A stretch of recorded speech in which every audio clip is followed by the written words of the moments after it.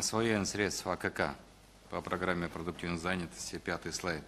Всего в 5 областях более 60%, остальные ниже.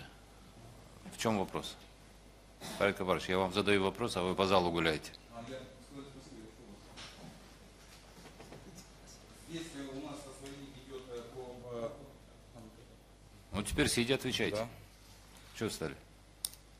У нас освоение было полностью по... В мае деньги мы получили. Парик Кабарович, я не спрашиваю, когда вы деньги получили, я спрашиваю, в чем причина. Вот если смотреть, только в 5 областях более 60%. Начиная от Жамбылской 47 и кончая Мангостау 0. В чем причина? Разбирались? Да, разбирались. Мангостау у нас кредитуется, у них нет у Мангостау аграрно-кредитной корпорации филиала, он кредитуется в Атрау. Поэтому мы сейчас этот вопрос рассматриваем. Там всего получается 189 миллионов тенге. Работаем тесно с акиматами областей, чтобы подтянуть... Может, легче было людей туда направить, пока будете выдавать кредиты, откомандировать со Астаны или откуда-либо, чем с Мангостау гонять всех в Атрау? Это же просто невозможно же. Ну, хорошо, я приму такое решение.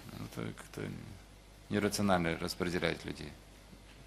Остальные? По Востоку у нас тоже проблемы были по освоению, на сегодняшний день тоже есть. Мы поменяли директора, замдиректора. Там был именно с нашей стороны, именно менеджмент плохо сработал. Ваши работники плохо работают? Да.